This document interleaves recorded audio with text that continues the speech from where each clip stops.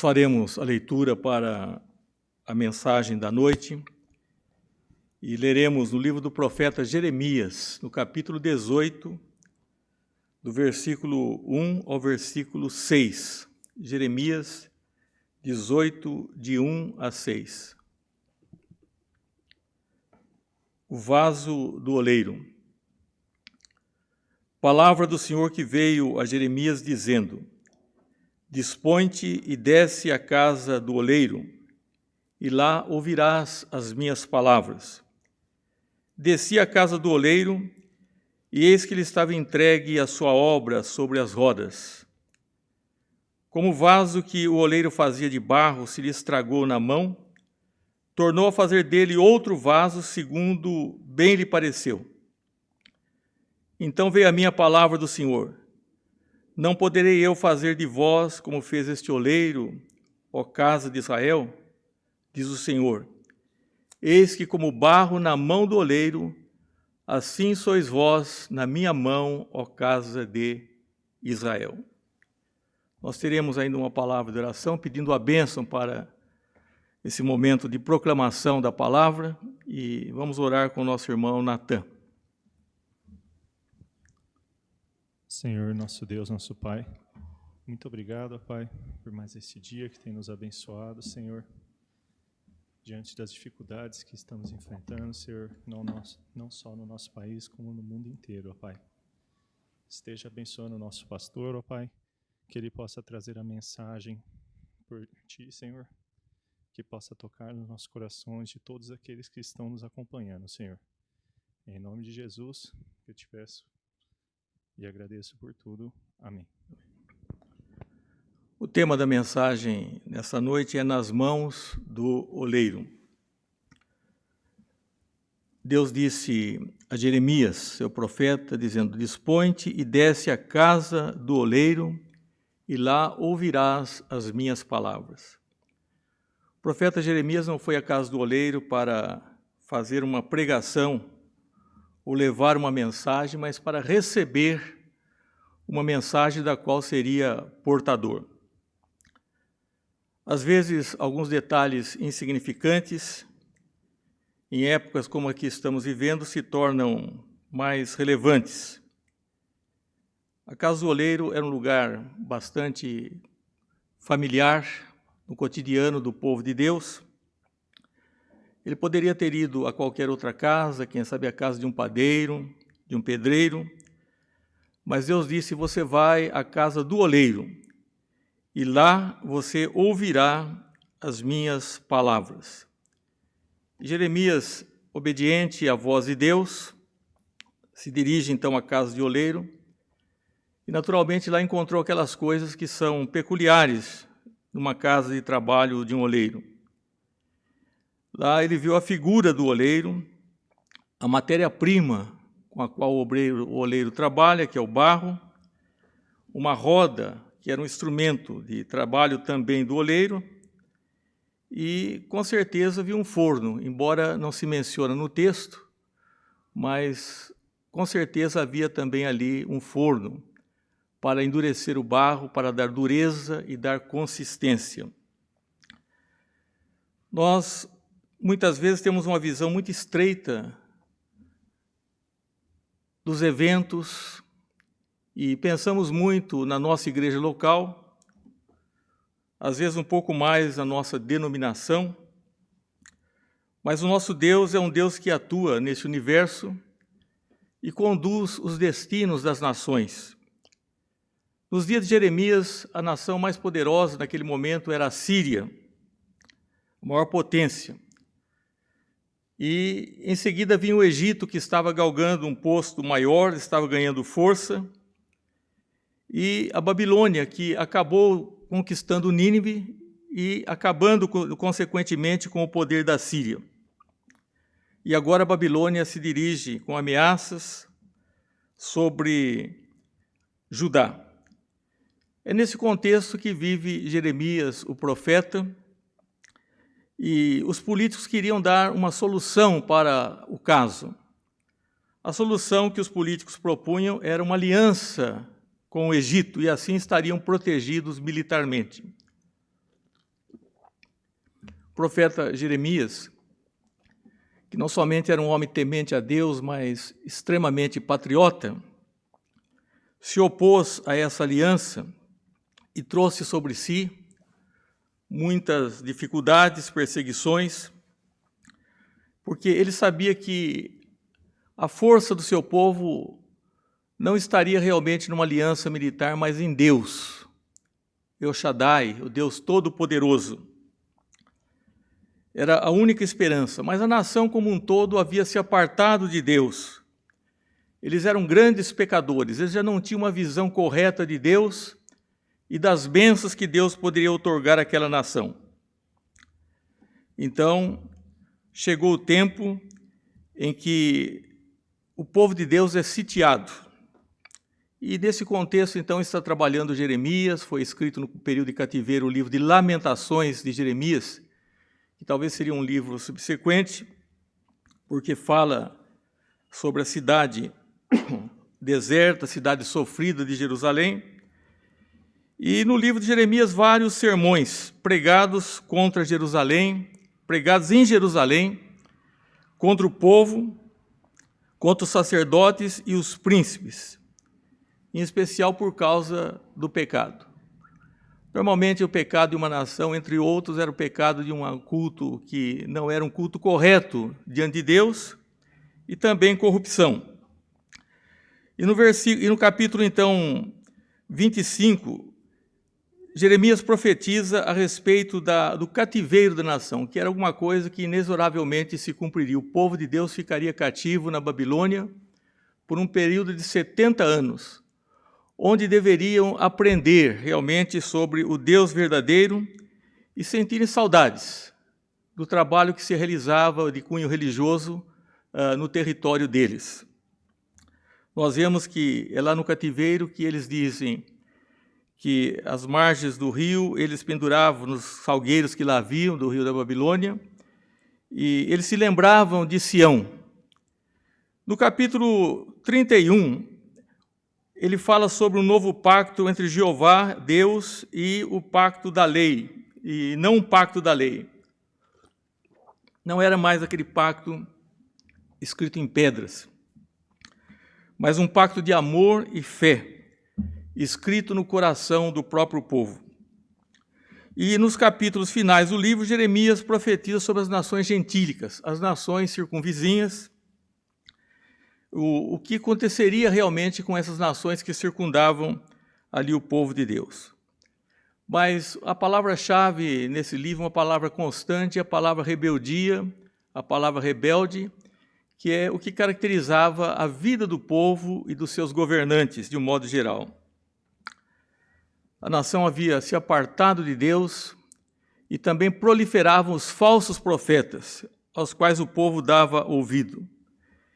Então, Jeremias, ele faz aqui, por parte de Deus, as ameaças sobre o que viria. Ele disse, no capítulo 13, versículo 15 a 17, ouvi e atentai, não vos soberbeçais, porque o Senhor falou. Dai glória ao Senhor vosso Deus, antes que ele faça vir as trevas, e antes que tropecem vossos pés os montes tenebrosos, antes que, esperando vós luz, ele mude em sombra de morte e reduza a escuridão. Mas se isso não os ouvirdes, a minha alma chorará em segredo por causa da vossa soberba. Chorarão os meus olhos amargamente e se desfarão em lágrimas, porquanto o rebanho do Senhor foi levado cativo. Naturalmente, isso traria para o profeta muitas tristezas, e ele é conhecido na Bíblia como o profeta chorão, porque o rebanho de Deus foi humilhado e foi levado cativo. Era uma calamidade que estava vindo sobre aquele povo, sobre aquela nação. Nesse mesmo capítulo, nós vemos que o povo estava apartado de Deus, e Deus disse, com vento oriental os espalharei diante do inimigo, mostrar-lhe-eis as costas e não o rosto, no dia da sua calamidade. Embora nós apliquemos esse texto à nossa experiência pessoal, o que é válido, mas nós vemos aqui Deus tratando com nações essas nações que eram potências na época aqui mencionadas. E naquela experiência do profeta Jeremias, se dirigindo à casa do oleiro, ele passa a compreender muitas coisas para que embasasse a sua mensagem. E a primeira coisa que ele vê é o domínio que o oleiro tem sobre o barro. Então, ele entende aí, por uma inspiração divina, que Deus é o oleiro por excelência, que nós não estamos na mão de uma força invisível, que nós não estamos aí sob um destino cego, estamos na mão de uma pessoa que é Deus. Ele conduz as nossas vidas, ele conduz o destino das nações. E ele se importa conosco, e se importa com o seu povo. O profeta Isaías já havia identificado essa figura frequente, a figura do oleiro, quando ele disse: mas agora, ó Senhor, tu és o nosso Pai, nós somos o barro, e tu nosso oleiro, e todos nós obras da tua mão. Então, Deus é o oleiro, e ele formava do barro, então, vasos que eram úteis, que eram preciosos, e naturalmente poderiam conter também a sua beleza. Formar é uma palavra muito peculiar para o profeta Jeremias. Talvez fosse a palavra da sua vida, porque na sua vocação Deus disse a ele: antes que eu te formasse no ventre materno, eu te conheci. A palavra formasse aqui é a palavra Yetzar, no hebraico, e agora Deus falou para ele: você vai na casa do Yotzer, que é o oleiro. Então, ele mesmo compreendia que ele não era um amontoado de célula por acaso, mas que ele estava dentro do plano de Deus. Então, Jeremias agora vê ali as mãos do oleiro, com que habilidade ele trabalhava no seu ofício. Nós compreendemos dessa parábola que o oleiro, na verdade, é Deus, porque o barro não pode moldar a si mesmo, somente Deus possui o poder de dirigir as nossas vidas. E ele deixa bem claro isso nesse mesmo capítulo, quando ele fala sobre o destino do povo, e ele dá duas alternativas. Ele diz assim: no momento em que eu falar acerca de uma nação ou de um reino, para o arrancar, derribar ou destruir, e a tal nação se converter da maldade contra a qual eu falei, também eu me arrependerei do mal que lhe pensava fazer-lhe. E no momento em que eu falar acerca de uma nação, de um reino para o edificar e o plantar, se ele fizer o que é mal perante mim e não der ouvidos à minha voz, então me arrependerei do bem que lhe faria. Então, o fato de Deus falar que vai destruir, passar uma sentença a uma nação, essa sentença pode ser revogada, pode ser alterada, diminuída, como no caso de Nínive, quando Deus mandou, em outra oportunidade, o profeta Jonas dizer que em 40 dias a cidade seria subvertida, e o povo se converteu. Então Deus não executou a sua sentença. E ele está dizendo: se uma nação se arrepender, mas também se eu disser que vou edificá-la, que eu vou plantá-la, e ela continuar nos seus maus caminhos, então a promessa não pode servir para a indolência de um povo ou do povo de Deus. Na verdade, isso não altera, essa mudança com base no arrependimento, os planos de Deus. É o seu tratamento na providência histórica das nações, de uma forma livre ou contingencial, mesmo porque o destruir e o elevar uma nação está dentro dos planos eternos de Deus. Não quer dizer que Deus seja o culpado pelo fracasso, mas que o povo deveria realmente se moldar à vontade de Deus naquele particular.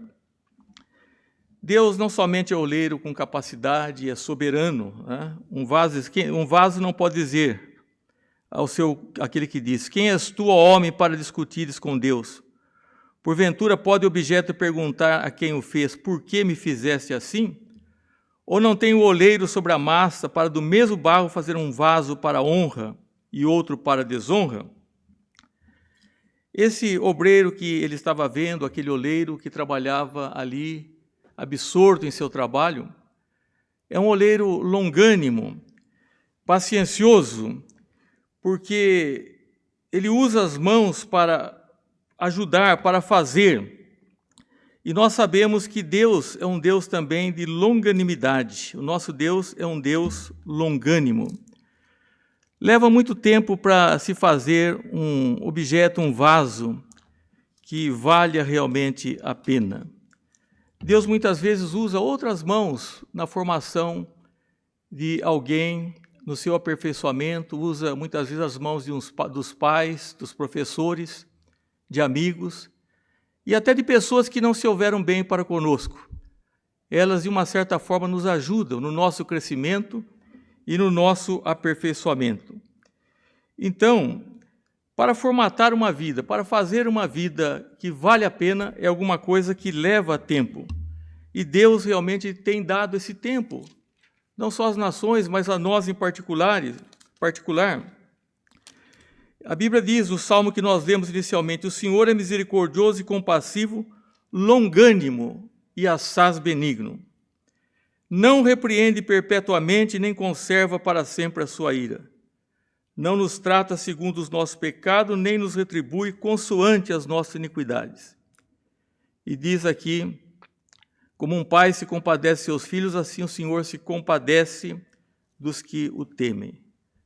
Normalmente os pais têm muita pena dos seus filhos, e Deus é um Deus também que se condói pelos seus filhos, que é um Deus longânimo, que é um Deus benigno, e na figura do oleiro ali que nós vemos que ele é soberano, mas não somente capaz de dirigir o destino daquele povo, mas também ele é alguém que faz o seu trabalho com muita paciência e muitas oportunidades se lhe havia dado àquele povo. E o plano de Deus é um plano perfeito. O oleiro, antes de fazer, ele já tem na sua mente a obra terminada, a obra concreta no seu pensamento. E Deus tem um plano também para as nossas vidas. Embora nós estejamos falando de Deus tratando com países, é perfeitamente tirar os princípios para a nossa vida particular. O apóstolo Paulo diz que nós somos feitura dele, criados em Cristo, em Jesus, para as boas obras, as quais Deus de antemão preparou para que andássemos nela.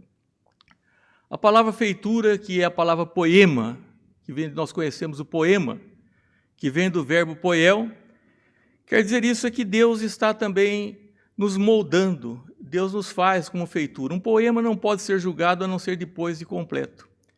E Deus está escrevendo também a vida do seu povo e as nossas vidas em particulares.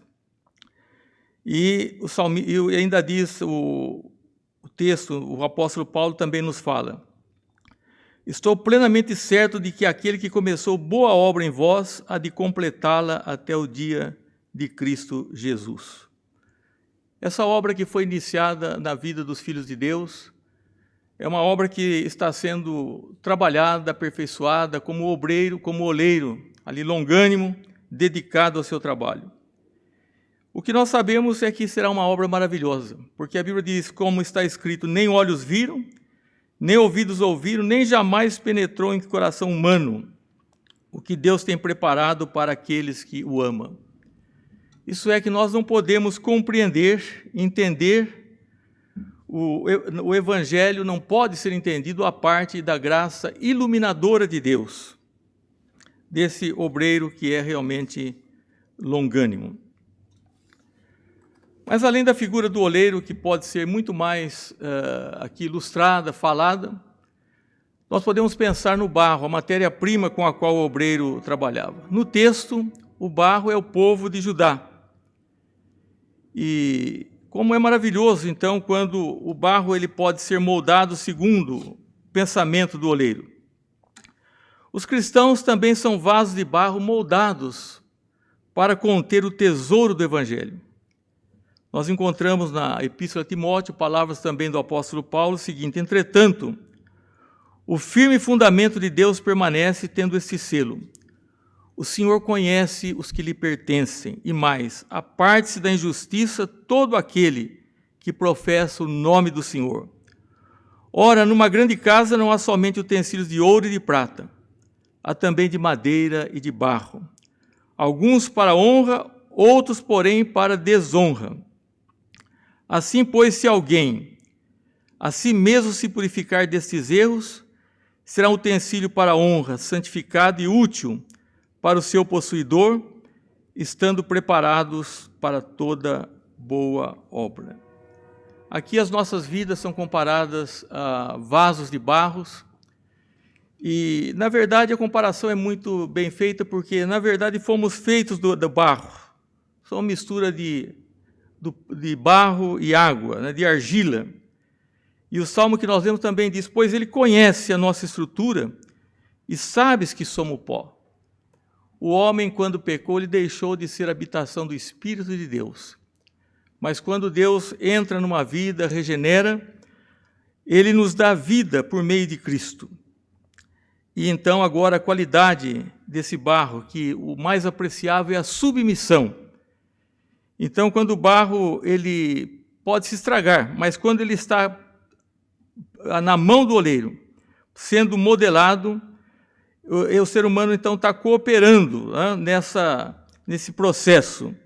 E Deus quer a nossa cooperação no sentido de oração, posto que a oração não é para modificar a Deus, para mudar o pensamento de Deus, Deus é imutável, mas é para modificar o nosso pensamento, para que a nossa vontade se ajuste, se adeque à vontade de Deus. Então, a nossa cooperação está nesse sentido de realmente nos rendermos a esse Deus, a sua obra. Na meditação, uma apreciação tão grande pelas coisas de Deus. A Bíblia diz que o justo na sua lei medita de dia e de noite. Uma obediência que damos ao seu toque nas suas mãos, nas mãos dele. Na verdade, o barro, ele acabou saindo da mão do oleiro, se estragou, mas o profeta viu que o oleiro não reagiu jogando aquele barro fora, ou uma reação intempestiva, mas com aquele mesmo barro ele voltou a fazer um outro vaso, um vaso novo, segundo bem lhe pareceu. Essa cena do oleiro fazendo barro ilustra, aqui quando o barro se estraga, o vaso se estraga, a rebelião do homem. E o pecado de rebelião, por que se estragou aquele vaso? Aqui no texto, nas circunstâncias, no contexto, está muito claro, porque os homens não queriam realmente se adequar à vontade do oleiro, à vontade preceptiva do oleiro. Então Deus disse a Jeremias para falar ao povo: ora, pois, fala agora aos homens de Judá e aos moradores de Jerusalém, dizendo: assim diz o Senhor, eis que estou forjando mal e formo um plano contra vós outros. Convertei-vos, pois, agora, cada um do seu mal proceder, e emendai os vossos caminhos e as vossas ações. Mas a resposta desses homens foi uma resposta terrível. Eles disseram: não há esperança. É uma situação insolúvel, porque andamos consoante os nossos projetos. Nós queremos andar da maneira que nós queremos, nós não queremos nenhuma interferência, nós não queremos saber de um propósito para as nossas vidas, nós queremos andar consoante os nossos projetos. E cada um fará segundo a dureza do seu coração maligno. Eles estavam aqui endurecidos de corações. Eles queriam andar da forma que queriam. Então Deus falou: olha, isso é uma coisa muito espantosa, é uma reação terrível. Ele diz: perguntai entre os gentios sobre quem ouviu tal coisa. Pergunte às pessoas que não fazem parte do povo de Deus. Se às vezes encontramos coisas tão terríveis no meio do povo de Deus. Ele diz: coisa sobremaneira horrenda. Acaso a neve deixará o Líbano, a rocha que se ergue na planície? Aquela rocha coberta de neve, acaso ela iria sair, aquela neve que estava sobre ela? Pergunta: Ou faltarão as águas que vêm de longe, frias e correntes, ou as águas que fluíam, frias, aquela correnteza de água, deixariam de fluir? Não. Se esses fenômenos naturais obedeciam a esse plano de Deus, por que esse povo tão endurecido, tão apartado de Deus, não queria submeter o trabalho do oleiro ao plano de Deus para as suas vidas? E é por isso que Deus disse que viria uma calamidade, disse: eu vou mostrar as costas e não o rosto no dia da sua calamidade. Frequentemente, não só as nações estragam o seu futuro, mas também pessoas têm estragado os seus futuros quando eles querem sair das mãos do oleiro, da vontade de Deus. E os sinais são patentes. É a falta de energia espiritual. Já não há mais aquele vigor, aquela força espiritual. É a resistência à ação de Deus, é resistir ao Espírito Santo de Deus. A Bíblia diz: não resistais ao Espírito, não resistais ao Espírito Santo no qual fosse selados para o dia da redenção. A falta de alegria, de espontaneidade. Já perderam o primeiro amor. Aceitar o pecado como se fosse algo normal na vida. O abandono da vida de oração. E ainda ter os pés na igreja e os olhos no mundo. Converter em controladores em vez de serem controlados por Deus. Então, é isso que acontece com o vaso, que, na verdade, Deus não jogou fora aquele vaso. Ele fez um vaso novo. Deus teve um plano para o povo de Judá. Inclusive, quando não havia nenhuma mais perspectiva, eles que não tinham buscado a Deus, mas agora Deus interveio. E Deus disse, inclusive, para Jeremias que comprasse uma propriedade, que ali haveria plantações, colheitas, haveria um futuro. Deus realmente é soberano, mas o povo de Deus e as pessoas que são Deus acabam pagando um preço altíssimo quando não são moldados pela graça divina. Ali, então, nós vemos naquela casa, foi o que o profeta Jeremias viu naquela casa, o oleiro entregue ao seu trabalho, com paciência, uma profissão muito bela. Quando as pessoas eram nômades, elas sofriam muito porque não tinham de armazenar líquidos, grãos, viviam pouco tempo atrás de rebanhos, de condições melhores. Mas quando inventado através de argila, esses recipientes, esses vasos, então agora eles podiam armazenar alimentos e ficar mais tempo no lugar, armazenar água. Um vaso de barro daquele tempo foi uma revolução muito grande. E eu creio que não só na utilidade, mas também pela beleza. O oleiro olhava para o vaso e queria fazer algo que pudesse reunir as duas coisas. Não só a beleza, mas também a utilidade das coisas. Então, Jeremias, ali na casa do oleiro, ele vê aquele oleiro que, para nós, representa o próprio Deus soberano, que conduz a nossa história, a história das nações. Ele pode ver o barro ali como um instrumento que pode ser moldado, e nós somos barros a sermos trabalhados pela graça divina. E ele enxerga uma roda. O obreiro estava ali trabalhando sobre a roda. Eram duas rodas e havia um eixo no meio. E o oleiro faz rodar, girar rapidamente, e ele controlava aquela velocidade. Eu me lembro quando mais jovem, uma música que era muito comum, que dizia: roda mundo, roda gigante. E mais à frente dizia: o vento rodou num instante nas voltas do meu coração. Na verdade, mesmo sendo uma música secular, é uma verdade interessante que o mundo é uma roda. Ele vai rodando.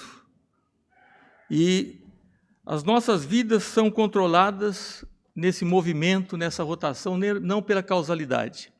É Deus que imprime o ritmo. É Ele quem arruma as circunstâncias. Nós lemos a respeito da história de José, chamado José do Egito, odiado pelos seus irmãos, vendido como escravo, caluniado. Jamais chegou a pensar que seria governador daquela grande potência. Nós vemos Elias, que chegou e deitou-se embaixo de um zimbro e disse: já é o suficiente, eu não quero mais viver. Pediu para que Deus tomasse a sua vida. E Deus restaurou o seu vigor, tirou daquela depressão espiritual e o levou ainda ao ministério mais próspero. Então a nossa vida, como lá na casa do oleiro, é uma roda que vai girando. Não é necessário que essa roda seja grande, que seja um aro maior ou um aro menor. É necessário que essa roda esteja centralizada. E a vida centralizada em Cristo é que é realmente importante. Cristo sendo o centro da vida. Quando buscamos o reino de Deus em primeiro lugar, todas as demais coisas nos serão acrescentadas. Às vezes pensamos que nesse giro da roda da vida podemos pensar: mas será que Deus não foi muito duro conosco, comigo? Muito severo? Ou não tem sido severo? Não. Um dia nós vamos compreender que todas as coisas contribuem juntamente para o bem daqueles que amam a Deus. Por si só, muitas coisas não contribuem, mas no cômputo geral, todas as coisas, elas contribuirão juntamente, elas cooperarão para o bem daqueles que são filhos de Deus. É muito claro isso, que naquela casa onde Jeremias foi aprender essa lição, tinha que ter o oleiro, é imprescindível a figura do oleiro, sua soberania, sua capacidade, a sua intencionalidade. O barro, a matéria-prima que somos nós, feitura, que devemos ser preparados por Deus, moldados por Deus. Também a roda, que fazia realmente dar habilidade, força ali ao trabalho, formas, e necessária. E nossa vida também é uma roda na qual Deus imprime a velocidade e Ele conduz, né, as circunstâncias. Mas, por certo, naquela casa havia também um forno, embora o texto não fale, mas inferencialmente é muito claro, possível, que havia um forno. O forno do oleiro estaria ali, porque nenhuma vasilha serve enquanto ela não passar pelo forno, para não adquirir dureza, o calor ao barro dá consistência. E ali realça a beleza e a utilidade e o valor daquela peça. A vida também tem seus fornos. O apóstolo São Pedro disse: amados, não estranheis o fogo ardente que surge no meio de vós, destinado a provar-vos como se alguma coisa extraordinária vos estivesse acontecendo. Pelo contrário, alegrai-vos na medida que sois coparticipantes do sofrimento de Cristo, para que também na revelação da sua glória vos alegreis exultando. O apóstolo Pedro está dizendo aqui que nós recebemos esse ardor do sofrimento, e isso deve ser tido como um privilégio, o fato de sermos coparticipantes do sofrimento de Cristo, para que sejamos exultantes na sua glória. Mas algumas pessoas passaram por um forno literalmente. Nós vemos o caso de 3 jovens hebreus, cujos nomes foram mudados para Sadraque, Mesaque e Abednego, que foram lançados num forno, numa fornalha, e descobriram que o oleiro estava ali, aquele que estava trabalhando as suas vidas, conduzindo as suas vidas, estava com eles ali presente também. Vemos que Jó, ele tinha convicção, não era orgulho, mas ele dizia: mas se ele sabe o meu caminho, Deus conhecia o seu caminho, e se ele me provasse, eu sairia como o ouro. E Paulo, escrevendo aos Coríntios, diz: não sobreveio tentação que não fosse humana, mas Deus é fiel e não permitirá que sejais tentados além das vossas forças. Pelo contrário, juntamente com a tentação, vos proverá livramento, de sorte que a possais suportar. Porque, na verdade, Deus sabe o limite, a caloria do forno, a temperatura do forno. Ele disse: eu não vou dar a vocês uma coisa que vocês não possam suportar. Não sobreveio a vocês tentação que não fosse humana, mas juntamente com a tentação, ele provê livramento, para que possais suportar. Então, Deus sabe o limite e Ele controla a temperatura das nossas provações. Então, quando as provas surgem, nós devemos nos render ao oleiro, a vontade dele se cumpre em nós. Nós não estamos nas mãos de um oleiro qualquer, mas ele vai moldando o barro, vai moldando as nossas vidas, e na medida que vão aparecendo os defeitos, ele vai corrigindo tais defeitos. Ele vai moldando nas suas mãos, e ele quer fazer de nós um vaso novo. E é isso que nós vemos que ele fez com aquele povo, com os seus escolhidos. E nessa figura, Jeremias, o profeta chorão, que vê a calamidade do seu país, da sua nação, a desgraça do cativeiro. Ele aprende naquela ida à casa daquele profissional do oleiro, de um Deus poderoso, que tem um plano, de um Deus longânimo. Ele vê que o barro, às vezes, ele sai da mão do oleiro, no caso ali, ou ele estragou, vamos dizer assim, e por isso também deveria sofrer as consequências. Isso representava a rebeldia do povo de Judá. Mas vemos que aquela roda continuava a trabalhar, dando as muitas voltas, mas sob o controle do oleiro, que imprimia sua velocidade. E com certeza esses vasos foram levados aos fornos muito quentes, mas necessários, para que adquirisse dureza, consistência, e para que a beleza fosse realçada. Nós cantamos muitas vezes nas nossas igrejas, em todas as igrejas evangélicas, de modo geral, eu quero ser um vaso novo. E quando somos quebrados, nós agora podemos ser trabalhados pela mão do obreiro, que não nos atira, mas com misericórdia. Ele reconstrói, ele faz um vaso novo. E essa é uma lição que Jeremias aprendeu o que dizer àquele povo. E é também o que nós precisamos para as nossas vidas. Estando na roda da vida, ou sob o calor intenso da prova, nós não percamos a ideia de que Deus é o oleiro e que, na verdade, nós somos barros e devemos ser moldados pelas suas mãos. Que Deus nos abençoe.